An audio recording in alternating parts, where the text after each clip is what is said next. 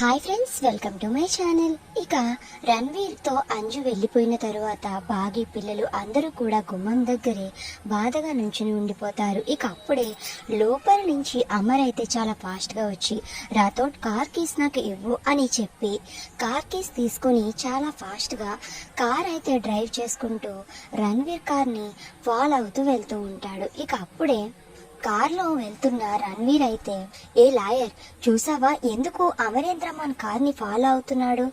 ఇప్పుడే కదా మంచిగా మాట్లాడి అంజుని మనతో పంపించేశాడు, ఏం జరుగుతుందంటావు అని అయితే రణ్వీర్ లాయర్తో అంటూ ఉంటాడు. ఏంటి డాడీ వస్తున్నాడా అని అంజు వెనక్కి తిరిగి చూసి ఇక వాళ్ళ డాడీ కారు వెనకాల ఉండడంతో చాలా సంతోషపడిపోతూ ఉంటుంది.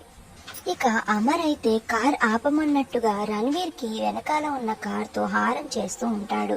కానీ ఎంతసేపటికి ఇక రణ్వీర్ కారు ఆపకపోయేసరికి ఇక అమర్ కి చాలా కోపం వచ్చేసి ఇక కార్ని స్పీడ్ గా డ్రైవ్ చేసుకుంటూ వచ్చి రణ్వీర్ కార్ కి అడ్డంగా పెడతాడు.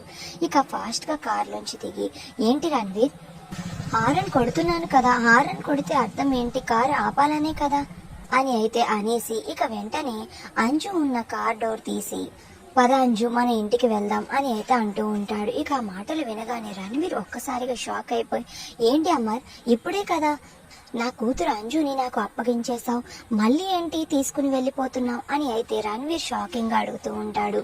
అసలు అంజు నీ కూతురే అని ప్రూఫ్ ఏంటి, నీ దగ్గర ఏదైనా ఎవిడెన్స్ ఉందా అని అయితే అమర్ అడుగుతూ ఉంటాడు. ఇక అప్పుడు ఆ మాటలు విని రణ్వీర్ ఒక్కసారిగా షాక్ అయిపోతూ, ఏంటి అమర్ ఇది, నువ్వు ఇచ్చిన మాట తప్పుతున్నావా, అంజుని అసలు టచ్ చేసి చూడు అని అయితే రణ్వీర్ అంటూ ఉంటాడు. టచ్ చేసి ఏంటి, నాకు కూడా తీసుకుని వెళ్ళిపోతున్నాను మా ఇంటికి, నువ్వు ఏం చేసుకుంటావో చేసుకో, నా గురించి నీకు తెలుసు కదా అని అయితే అమర్ అంజుని తీసుకుని వెళ్ళిపోతూ ఉంటాడు. ఇక అది చూసి అంజు చాలా సంతోషపడిపోతూ ఉంటుంది.